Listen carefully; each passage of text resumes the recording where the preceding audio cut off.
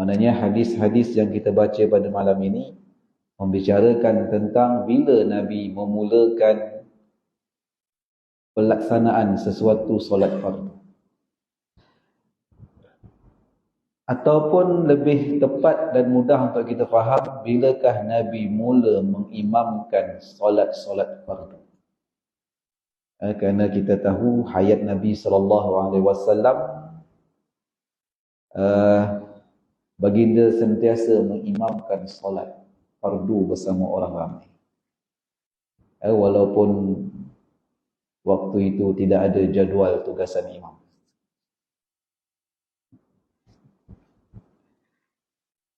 وأن أبي برزة الأسلمي قال كان رسول الله صلى الله عليه وسلم يصلي العصر ثم يرجع أحدنا إلى رحله في أقصى المدينة والشمس حية وكان يستحب أن يؤخر من العشاء وكان يكره النوم قبلها والحديث بعدها وكان ينفتل من صلاة الغداء حين يعرف الرجل جليسه ويقرأ بالستين إلى 100 متفق عليه وعندهما من حديث جابر والإشاء أحيانا وأحيانا إذا رآه مجتمع عجل وإذا رآهم أبطأوا أخر والصبح كان النبي صلى الله عليه وسلم يصليها بغلس ولمسلم من حديث أبي موسى فأقام الفجر حين انشق الفجر والناس لا يكاد يعرف بعضهم بعضا. Baik, ada 3 hadis sebenarnya pada malam ini yang diletakkan oleh Al-Hafiz Ibn Hajar Al-Asqalani di dalam tajuk keterangan ataupun pada bab menerangkan bilakah Nabi SAW memulakan sesuatu solat fardu. Okey. An Abi Barzah Al-Aslami, daripada Abi Barzah Al-Aslami, beliau adalah seorang sahabat yang meriwayatkan hadis yang kita baca pada malam ini. Namanya ialah Nadlah bin Ubay atau disebut juga sebagai Abid, atau Ibnu Abdullah Al-Aslami radhiyallahu anhu. Ada sedikit khilaf berkaitan dengan keturunannya, dan beliau ini lebih dikenali dengan kunyahnya. Kunyah ni apa? Tadi kita dengar hadis ni disebut daripada Abi Barzah. Abi Barzah itu adalah kunyah. Kunyah ni adalah gelaran, bukan nama dia. Nama dia ialah Nadlah bin Abid. Itu nama dia. Tapi dia digelar sebagai Abu Barzah. Dan dia ini lebih dikenali dengan gelaran itu daripada namanya sendiri. Sebab itu kadang-kadang di sisi ulama hadis mereka ada sedikit problem di dalam mengenal pasti siapakah pemilik gelaran ini, kerana dia lebih dikenali dengan gelaran tersebut daripada namanya sendiri. Tapi hebatnya ilmu hadis, para ulama hadis ni mereka boleh cari, bahkan mereka boleh susun kitab-kitab yang hanya menyusun nama-nama, yang hanya menyusun dan menyeraikan nama-nama perawi-perawi hadis. Kalau nak kata kalahlah SB hari ni dari sudut menyimpan rekod nama, hebat lagi para ulama hadis di dalam menyimpan rekod nama-nama rawi yang ribuan hadis yang sampai kepada mereka, kepada kita hari ini, diriwayatkan oleh nama-nama yang direkodkan oleh para ulama hadis dalam kitab-kitab mereka yang banyak. Ilmu rijal, ilmu yang membicarakan tentang rawi. Rawi itu siqah ke tak siqah, rawi itu dhabit ataupun tak dhabit dari segi hafalan dia, rawi itu dhaif ataupun tidak, rawi ini ketika mudanya ia hafalannya kuat, tapi bila dia dah tua dilihat hafalannya semakin lemah. Semuanya direkodkan. Sebab itu Allah pelihara, Allah jaga Islam. Para ulama hadis menjaga ketulinan agama dengan penuh susah payah. Tiba sampai zaman kita, kita suka-suka duk pokok tambah agama.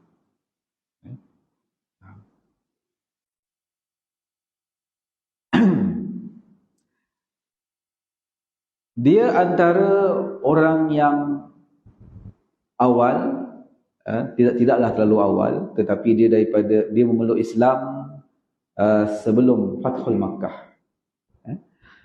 Dan dia terlibat dengan beberapa siri peperangan, antaranya Khaybar. Peperangan Khaybar. Para ulama hadis, mereka ni akan mencatat, akan merekod sahabat-sahabat ni dia terlibat dengan peristiwa apa semasa mereka bersama dengan hayat Nabi SAW. Kerana kita tahu semua sahabat Nabi radhiyallahu anhum ajma'in ini ada kelebihan. Tetapi di antara mereka ini ada yang lebih afdal mengatasi yang lain. Contohnya Abu Bakar. Tidak ada siapa yang boleh melebihi kelebihan Abu Bakar, hatta Umar. Tetapi Umar ada kelebihan. Bahkan Nabi sebut kalaulah ada Nabi selepas itu adalah Umar. Tapi tetap tidak boleh menandingi kelebihan Abu Bakar. Kerana Abu Bakar di antara orang yang awal memeluk Islam. Dia digelar sebagai As-Siddiq di ketika semua orang mendustakan Nabi SAW dalam perkhabaran Isra' dan Mi'raj. Dia Siddiqin. Orang yang membenarkan Nabi. Ketika semua orang mengatakan Muhammad gila, Muhammad pembohong, Muhammad ni pemecah belah, tapi dia benar, Muhammad benar. Khulafa ar-Rashidin mengatasi sahabat yang bukan di kalangan Khulafa ar-Rashidin. Mereka yang terlibat dengan peperangan Badar ada kelebihan mengatasi para sahabat yang tidak terlibat dengan peperangan Badar. Ahli Badar ni ada kelebihan. Mereka selalunya dijemput di dalam majlis pemesyuaratan. Seperti contohnya bila Abu Bakar menjadi khalifah. Di hari awal pemerintahan Abu Bakar melakukan kehidupan harian dia seperti biasa. Pergi ke pasar, berniaga, cari rezeki sendiri untuk menyara keluarga. Sedangkan dia khalifah. Sehingga hal itu dilihat oleh Umar dan Umar merasakan tak sesuai. Dia buat kerja itu dalam keadaan dia sekarang adalah pemimpin paling tinggi. Jadi Umar kata kepada Abu Bakar, pergi fikirkan bagaimana nak mengurus umat Islam. Tapi kata Abu Bakar, aku ada keluarga yang perlu ditanggung nafkah kehidupan mereka. Umar kata tak apa, itu jangan dirungsingkan. Aku akan bermesyuarat dengan ahli Badar bagaimana nak memenuhi keperluan keluargamu dengan cara membayar gaji. Di situlah bermulanya permulaan sistem gaji di dalam pentadbiran. Idea daripada Umar Al-Khattab, seorang sahabat yang terkenal dari sudut kecerdikan di dalam pentadbiran dan pengurusan. Sebab tu saya pernah sebut dahulu masa ceramah Ma'al Hijrahan. Zaman Umar lah adanya kalender. Zaman Umar lah dimulakan panggilan Amirul Mukminin demi memudahkan rakyat memanggil khalifah. Jadi Umar banyak memikirkan bagaimana nak mentadbir. Jadi para sahabat ni antara mereka ada kelebihan mengatasi mereka yang lain. Jadi para ulama hadis akan catat, dia ni bersama dengan Nabi, apa peristiwa penting yang dia ada bersama dengan Nabi. Termasuklah Abu Barzah. Dia terlibat dengan Khaybar, dia terlibat dengan pembukaan kota Mekah. Bahkan setelah baginda wafat pun, dia, bahkan bukan dia sahaja, kebanyakan para sahabat, seolah-olah mereka ini tak cukup apa yang telah mereka lakukan bersama dengan Nabi.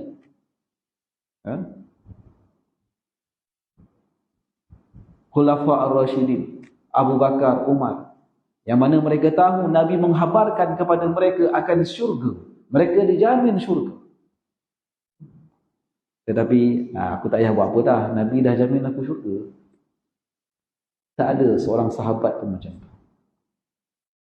Walaupun Nabi menjamin mereka syurga, Talhah bin Ubaidillah dijamin syurga, tetapi tetap menjadikan batang tubuhnya perisai untuk menahan diri Nabi daripada terkena, untuk membentengi diri Nabi daripada terkena panah tentera musyrikin. Selepas baginda wafat pun begitulah para sahabat keluar bermusafir, membawa obor Islam, sampai ada di kalangan mereka ini meninggal jauh daripada tempat asal usul mereka. Jadi sepatutnya kita bila membaca sirah para sahabat, kita kena melihat, kita kena faqih, membaca fakta sejarah Nabi SAW dan sejarah para sahabat. Kenapa kita kena faqih? Kena faham. Kerana kita kena faham apa di sebalik mesej yang nak disampaikan daripada peristiwa itu.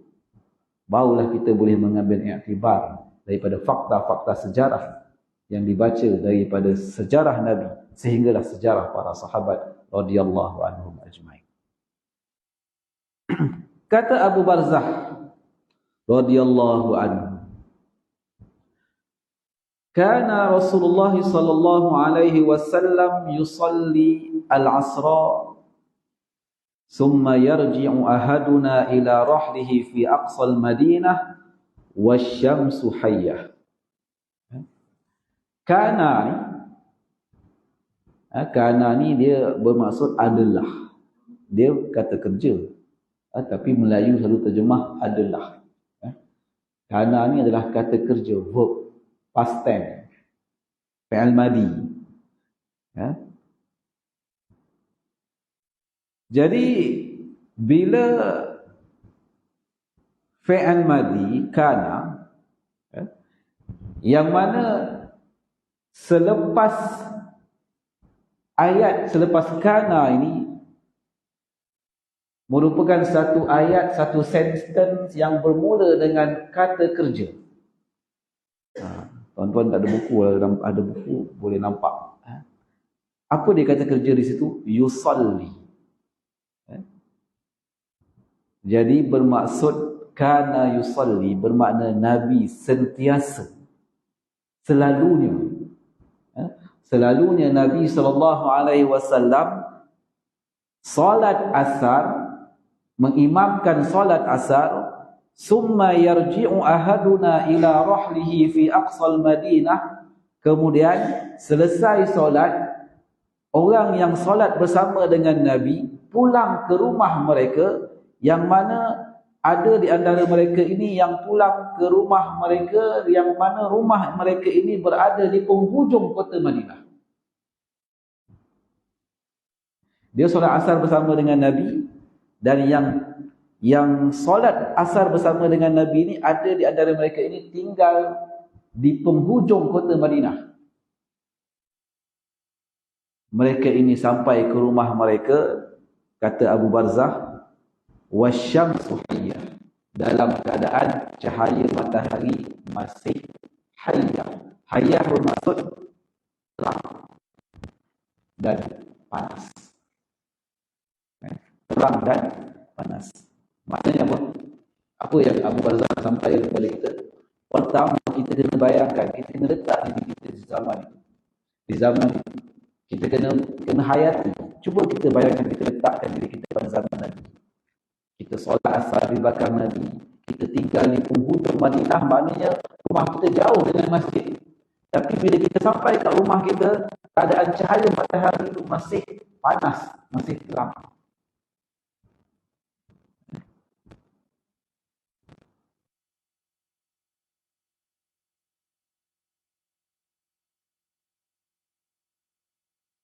alam sekitar yang dijadikan sebagai penanda untuk bercerita kepada kita.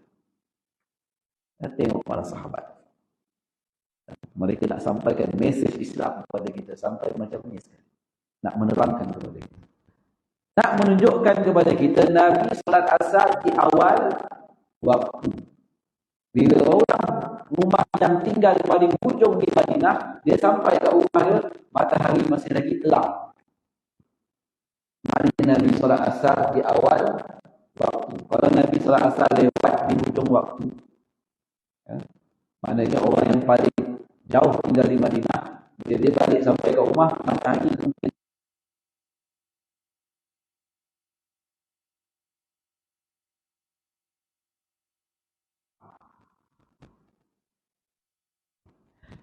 wa kana yastahibbu ay yuakhkhira min al-isya, dan senantiasalah Nabi ini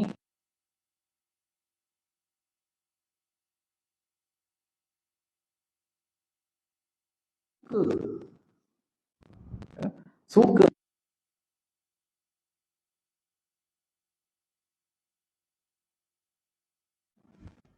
pelaksanaan solat isya. Jadi boleh saya habis setengah malam. Bila kata boleh, dapat pahala sunat. Dah dalam menjadi hadis kan, kena amalkan tu pun. Kata cinta Nabi. Ini bulan Rabiul Awal pakat semua cinta Nabi. Cinta Nabi lah sama. Nabi dia sangat suka melewatkan pelaksanaan solat isya. Wa kana yakrahu an-nawma qablaha wal haditha ba'daha. Dan adalah Nabi SAW itu sangat tidak suka tidur sebelum melaksanakan solat isya. Nabi tak suka tidur selagi mana tidak melaksanakan solat isya. Itu satu. Dan dia kata lagi wal haditha ba'daha, dan Nabi tak suka bila dah solat isya duduk berborak-borak dengan orang. Maknanya apa? Nabi balik rumah tidur. Okey.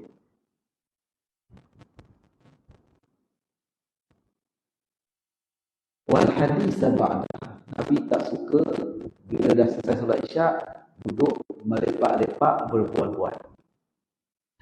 Baik, ada satu hadis yang lain yang agak berbanding dengan hadis, di mana hadis yang diriwayatkan oleh Imam Ibn Hibban, di mana Umar meriwayatkan bahawa selepas solat isya Nabi duduk bersama dengan Abu Bakar dan aku bersama mereka berdua, kata Umar.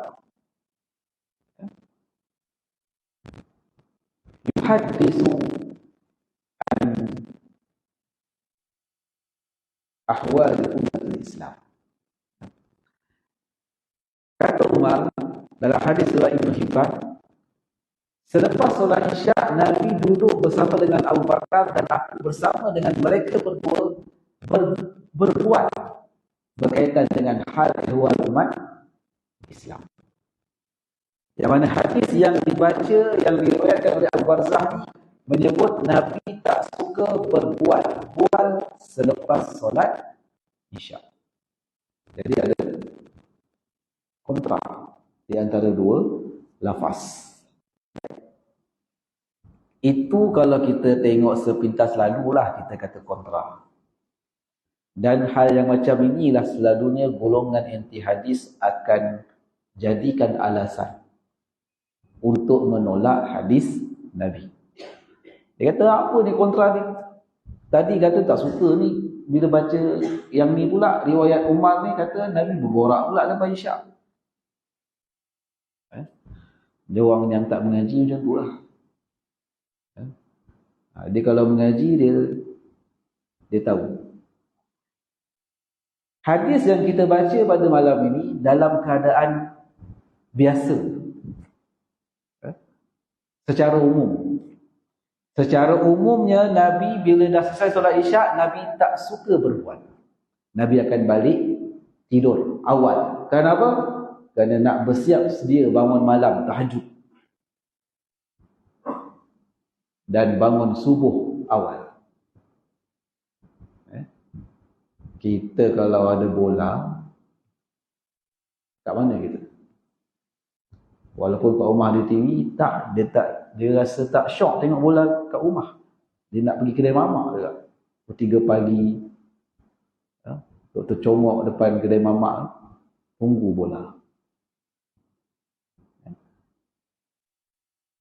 Kita, kalau kita benar beriman, menghayati, menjunjung sunnah, kita tak akan rasa selesa bila kita membaca hadis ini. Kalau sikap kita begitu. Bukan bola je lah. Kadang-kadang tak ada bola pun. Yang geng-geng surau, geng-geng masjid ni ada Isyak. Jom kedai mamak. Dengan ustaz-ustaz yang bagi ceramah, jom ustaz. Kena tertarik dulu. Habis semua ustaz kencing manis. Sedangkan Nabi dalam hadis ni tak suka berbual-bual lepas Isyak. Kenapa? Nak membangunkan malam nanti dengan tahajud dan nak memastikan subuh bangun awal. Baik. Keadaan Nabi tak suka berbual-bual selepas solat Isyak ini, itu keadaan yang umum, biasanya. Manakala hadis yang diriwayatkan oleh Umar tadi, cuba kita perhati dia punya matan macam mana. Aku ada bersama mereka berdua berbual, berbincang berkaitan dengan hal ehwal umat Islam. Maknanya apa? Kalau ada keperluan, maka situasi yang umum ini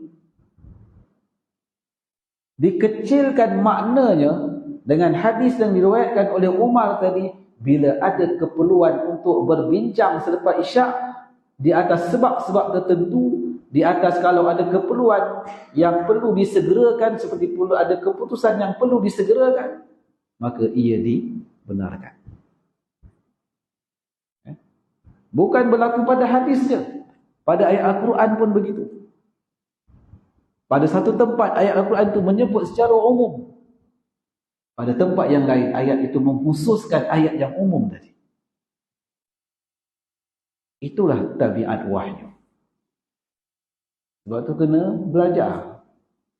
Nak faham Al-Quran kena belajar, nak faham hadis kena belajar, bukan boleh baca sendiri-sendiri. Ada benda yang kita boleh faham direct ni, itu saya tak nafikan. Kalau ayat tu jelas kita boleh faham. Tapi ada keadaan-keadaan yang kita tidak boleh nak faham, melainkan ada orang yang memahamkan kita. Terutama sekali dalam bentuk-bentuk yang kontra macam dalam menyatakan tentang tema yang sama, tetapi keadaan yang berbeza. Okey.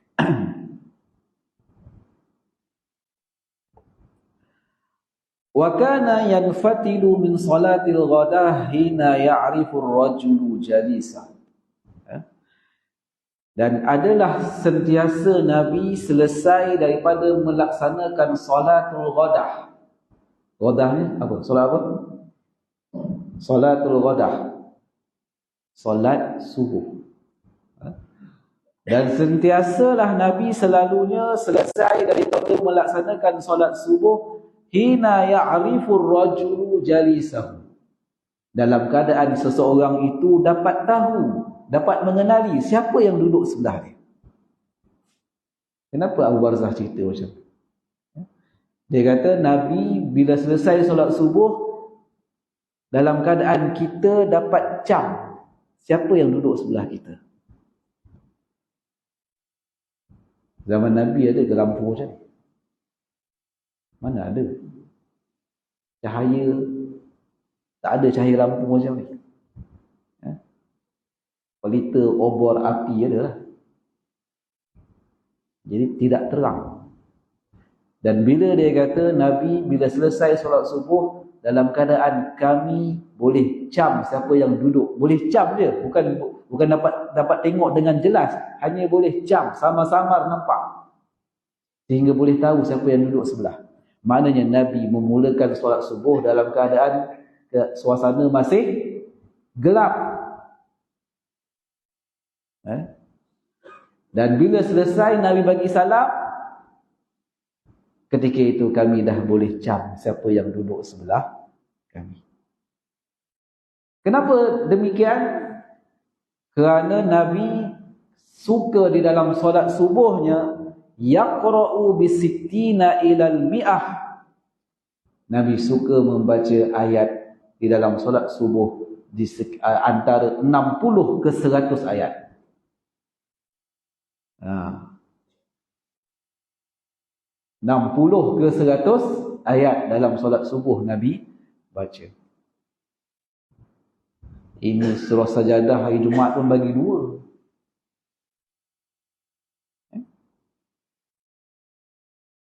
Surah ni buat surah sajadah hari Jumaat. Buat tak? Sajadah dengan insan. Alhamdulillah. Itu baru menepati sunnah. Ada orang tanya saya, Ustaz, pagi tadi imam kat masjid sekian-sekian baca surah sajadah bagi 2. Tak sunnah lah Ustaz ya? Apa tak sunnah? Ya sunnah juga. Sunnah juga. Mungkin imam tu sebab dalam hadis secara umum Nabi kata dalam solat faqra'u ma tayassara ma'aka minal Quran. Bacalah mana-mana yang mudah daripada mana-mana ayat Al-Quran di dalam solat. Jadi mungkin imam tu bagi dia surah sajadah tu yang mudah bagi dia untuk dibaca, maka dia baca. Adakah itu tidak mengikut sunnah? Ikut sunnah lah tu. Apatah lagi dalam keadaan, contohnya kalau dulu subuh lewat, sekarang subuh dah awal kan? Dulu subuh 6.20 ataupun 6.10, 6.20 baru start. Hari Jumaat orang bekerja. Jadi imam tu dia mungkin kita bersangka baik dengan dia. Kita kena bersangka baik dengan orang, dengan imam. Dia mungkin yang mudah bagi dia pada hari itu ialah surah sajadah, bagi 2, tak apalah. Masih lagi menepati sunnah sebab Nabi kata faqra'u ma tayassara ma'aka minal Quran. Bacalah mana-mana yang mudah. Sajadah kan Al-Quran juga. Cuma di sana ada hadis Nabi bila hari Jumaat subuh Nabi suka baca sajadah dan insan. Jadi kalau subuh awal, sekarang subuh dah awal, bolehlah nak baca surah sajadah dengan surah insan kamilan. Dapatlah pahala sunnah, di mana sunnah yang Nabi suka baca surah sajadah dan insan pada hari Jumaat. Jadi kita jangan cepat sangat nak menghukum orang tak ikut sunnah lah apa. Baik. Keadaan ini berlaku kerana Nabi suka membaca bilangan ayat yang banyak di dalam solat subuh baginda. 60 ke 100 ayat untuk 2 rakaat itu. Jadi bila selesai bagi salam, yang mana tadi mula solat subuh dalam keadaan gelap, tak nampak siapa kat sebelah, tapi bila dah selesai solat bagi salam, mereka dah boleh kenal, boleh cam lah siapa yang duduk sebelah mereka. Bukan maksud dah terang betul, matahari dah terbit, tak. Dah boleh cam ni siapa yang duduk sebelah tu. Muttafaqun alaih. Hadis ni diriwayatkan oleh Bukhari dan Muslim. Wa indahuma min hadisin Jabir. Dan di sisi mereka berdua di sini ialah siapa? Iaitu Bukhari dan Muslim. Di sisi Bukhari dan Muslim ada hadis yang diriwayatkan oleh Jabir. Jabir di sini ialah Jabir bin Abdullah radhiyallahu anhu. Kata Jabir, wal isya'a ahyanan wa ahyanan. Isya' ni kadang-kadang Nabi buat macam ni. Kadang-kadang Nabi buat macam ni. Apa benda itu? Ha? Idza ra'ahum ijtama'u ajjal wa idza ra'ahum abta'u akhar. Maknanya Nabi ni bila dia nak memulakan solat Isyak, dia tengok keadaan. Berdasarkan kepada dua keadaan ini, dia kata iza ra'ahu mujtama'u ajjal, bila dia lihat makmum, orang ramai dah ada dalam masjid bersedia untuk solat, maka Nabi akan segerakan melaksanakan solat Isyak. Wa idza ra'ahum abta'u, dan bila Nabi lihat orang ramai masih lagi belum sampai ke masjid, kita kena bayang, kita kena letak diri kita hidup pada zaman Nabi. Kenderaan masa tu apa dia? Unta, kuda, jalan kaki. Ramai jalan kaki. Para sahabat orang susah. Kebanyakannya bukan orang senang. Kebanyakannya mereka ini di kalangan fuqara dan masakin. Jalan kaki. Jadi bila Nabi lihat keadaan orang ramai masih lagi belum bersedia untuk menunaikan solat Isyak, kerana ramai lagi yang belum sampai, abta'u, Nabi akan melewatkan pelaksanaan solat Isyak. Dan pada hadis yang lepas, solat Isyak ni waktunya bermula bila? Iza ghaba syafaq, apabila hilangnya cahaya kemerah-merahan, kesan daripada matahari yang tenggelam. Maknanya bila malam dah gelap, itu bermulanya waktu Isyak. Kalau kita, bila bermula? Bermulanya bunyi loceng tadi lah. Itu dah mula masa waktu Isyak. Sampai bila? Kalau mazhab Hambali, ila muntasifil lail, hingga pertengahan malam, itu waktu Isyak. Tapi kita tahu di sisi jumhur, termasuklah mazhab Syafi'i, selagi tak masuk waktu subuh, ada waktu Isyak. Cuma ada sebahagian para ilmuwan mengatakan bahawa qaul jadid Imam Syafi'i sama seperti pandangan mazhab Hambali. Tak apalah, itu isu khilaf yang besar. Yang penting kita jangan sampai melengahkan waktu sehingga habis waktu Isyak dengan sebab apa? Antaranya berbual selepas tidur, tidur sebelum melaksanakan solat Isyak sehingga terlena sampai ke pagi subuh. Tak buat solat Isyak. Baik. Jadi dalam situasi ini Nabi melihat kepada keadaan. Kalau jemaah orang ramai sudah bersedia dalam masjid, Nabi akan segera. Pada hadis riwayat Abu Barzah tadi, dia hanya menyebut Nabi sentiasa suka menangguhkan ataupun melewatkan sedikit pelaksanaan solat Isyak. Tapi pada riwayat Jabir bin Abdullah ini, dia beritahu pula Nabi selalunya melihat kepada dua keadaan. Kalau jemaah sudah bersedia, Nabi akan segerakan. Kalau jemaah ramai lagi masih belum hadir, belum sampai, maka Nabi akan melewatkan pelaksanaan solat Isyak. Kita pun sepatutnya begitulah pada hari ini. Kalau contohnya tidak ada kuliah maghrib, kan selalunya orang balik. Balik rumah, makan dulu ke apa ke. Jadi bila ada Isyak, dia orang akan datang semula. Jadi tak payahlah terikat sangat dengan 10 minit selepas azan akan iqamah. Tengoklah dulu. Kalau memang orang belum ramai, bagi masa orang ramai datang. Alah Ustaz, buang masa ditunggu, muka tu juga. Itu nak buat macam mana? Tak apalah. Okey. Was-subha kana an-nabiy sallallahu alaihi wasallam yusalliha bi ghalas. Kata Jabir, Nabi sallallahu alaihi wasallam menunaikan solat subuh bi ghalas. Ghalas ni maksudnya apa? Dalam keadaan suasana masih gelap. Maknanya Nabi menunaikan subuh tu di awal waktulah dalam keadaan suasana masih gelap selepas terbitnya fajar. Baik. Wali Muslim min hadisin Abi Musa. Dan di dalam riwayat Muslim daripada hadis yang diriwayatkan oleh Abi Musa Al-Asy'ari radhiyallahu anhu, fa aqama al-fajra hina shaqqa al-fajr wan nasu la yakadu ya'rifu ba'dhum ba'dha.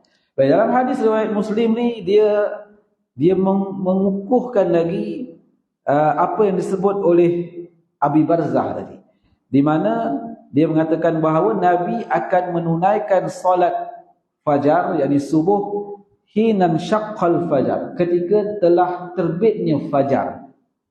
Dah terbit fajar sadiq, wan nasu la yakadu ya'rifu ba'dhum ba'dha, dalam keadaan orang ramai tidak dapat mengenali siapakah yang duduk sebelah mereka.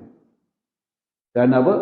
Kerana keadaan suasana ketika itu masih gelap. Disebabkan mereka bukan hidup seperti zaman kita hari ini yang sentiasa dilempah ruahkan dengan cahaya lampu.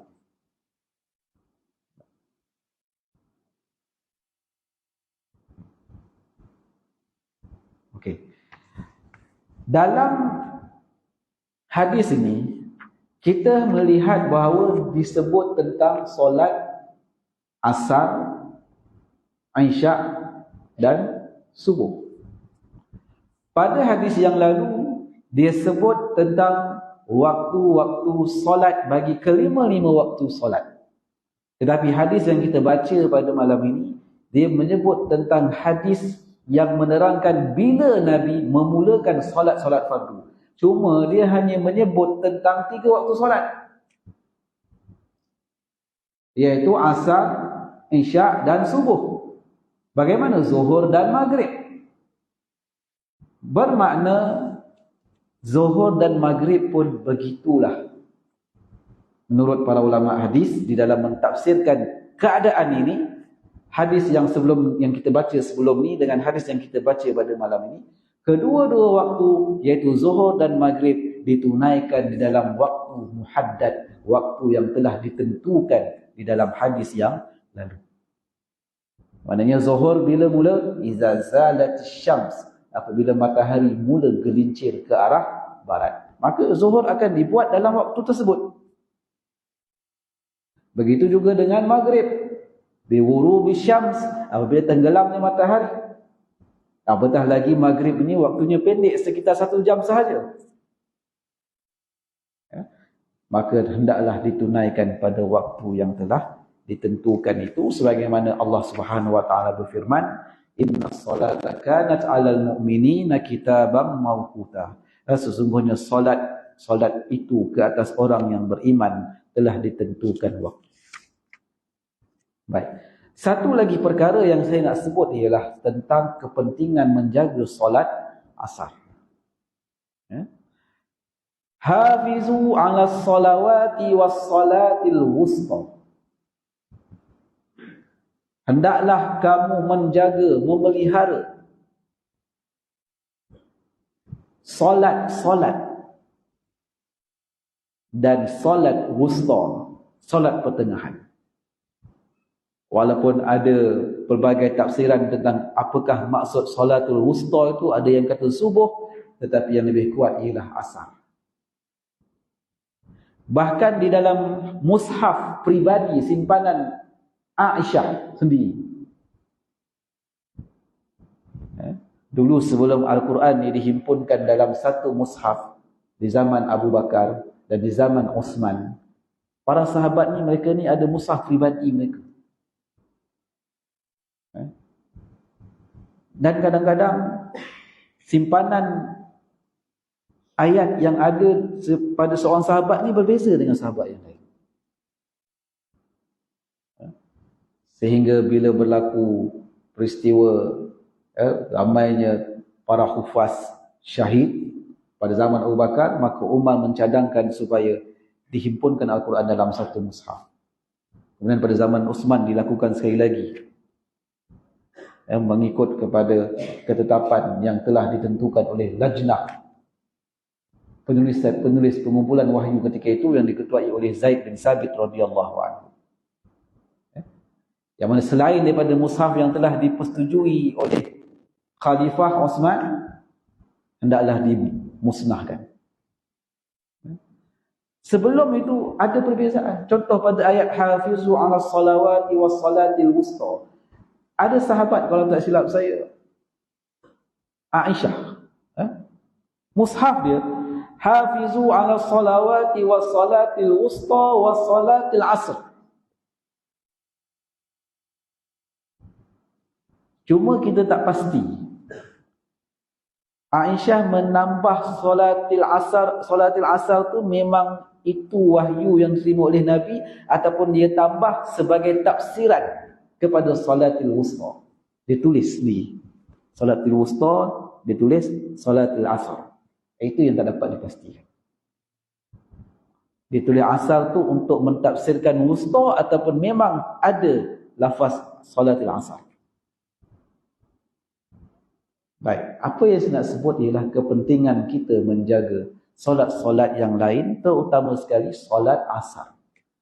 Kerana hadis dalam riwayat Bukhari, man taraka salat al-asri faqad habita amaluh.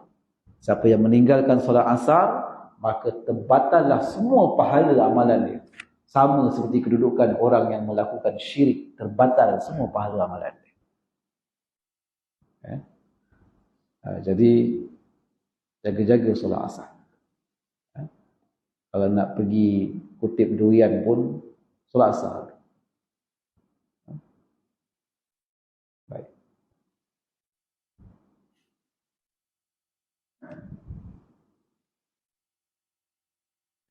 Muslimin dan muslimat yang dirahmati oleh Allah.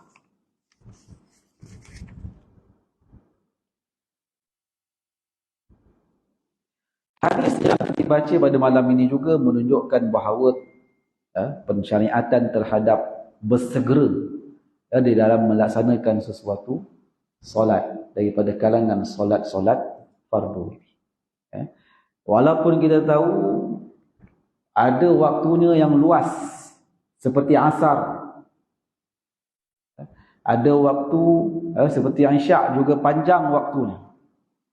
Tetapi kita tahu waktu yang panjang itu ada waktu yang disebut sebagai waktu afdal, waktu ikhtiar, waktu haram. Kalau kita tidak ada sebarang keuzuran yang syar'i untuk kita menangguhkan solat tersebut, pastikan jangan sampai kita menunaikan di dalam waktu yang haram. Contohnya pada hadis yang lepas kita baca tentang solat asar,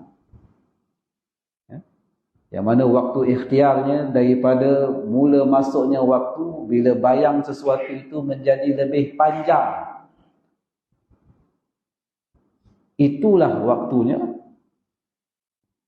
Manakala kalau bila disebut hatta tasfar syams, sehingga cahaya matahari menjadi kekuning-kuningan.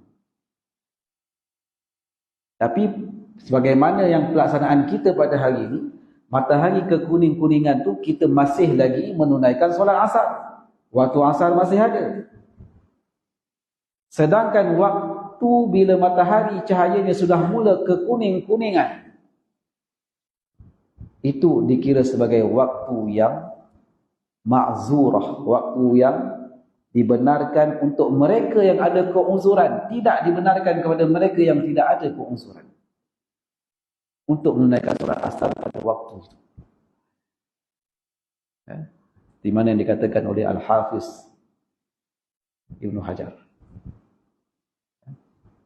Maka kita kena disiplin berkaitan dengan bila kita hendak melaksanakan nak melaksanakan solat-solat fardu.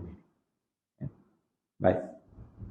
Jadi alhamdulillah habislah hadis ni. Kita akan masuk ada yang lain pada pertemuan yang akan datang.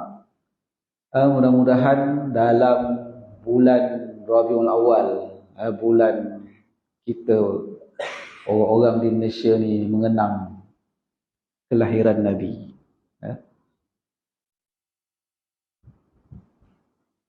Apa gunanya kita mengenang kelahiran Nabi? Kalau lahirnya Nabi itu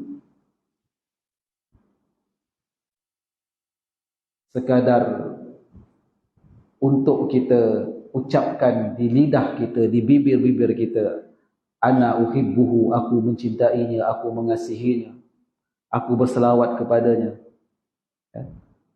Sedangkan kehidupan baginda itu sedikit pun tidak mewarnai cara kehidupan kita di atas dunia ini.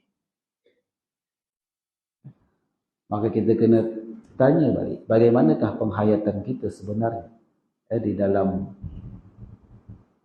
mengenang kelahiran Nabi.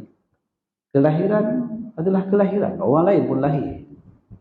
Orang lain pun bermula dengan kelahiran terhadap kehidupannya di dunia ini. Tapi kalau kita hanya membaca sirah Nabi itu hanya sekadar tentang kelahiran baginda, maka tidak ada ibrah yang kita ambil daripada sejarah kehidupan baginda yang panjang. 23 tahun yang penuh dengan kesakitan menyampaikan dakwah. Jadi tuan-tuan pun saya tahu dalam bulan Rabiul Awal ni akan terkenang kelahiran Nabi, tetapi jangan terhenti setakat kelahiran baginda. Tengoklah, hayatilah penat, lelah, jerih, pedih, sakit hatinya baginda, tergurisnya perasaannya, dihalau keluar oleh kaumnya sendiri, dipulaukan oleh kaumnya sendiri, terpaksa berperang silih berganti dengan kaum keluarga sendiri di Mekah demi menyampaikan dakwah kepada umat Islam, sehingga dakwah itu boleh sampai kepada kita hari ini. Sehingga Nabi boleh bertanya di hadapan 124,000 orang. Kata Al-Mubarakfuri, mungkin 144,000 orang yang menunaikan haji bersama dengan Nabi. Nabi bertanya kepada mereka, hal balagh, adakah aku telah menyampaikan? Qalu nashhadu annaka qad balagh wa addat wa nasah. Kami bersaksi sesungguhnya engkau telah menyampaikan, telah menunaikan, dan telah memberi nasihat. Nabi kata, Allahumma innaka tashhad. Ya Allah, kau saksikanlah mereka bahawa aku telah menyampaikan dakwah ini. Jadi tolong jaga agama ini sebagaimana agama yang tulen yang datang daripada Nabi sallallahu alaihi wasallam. Aqulu qawli hadza astaghfirullahal azim li wa lakum. Assalamualaikum warahmatullahi wabarakatuh.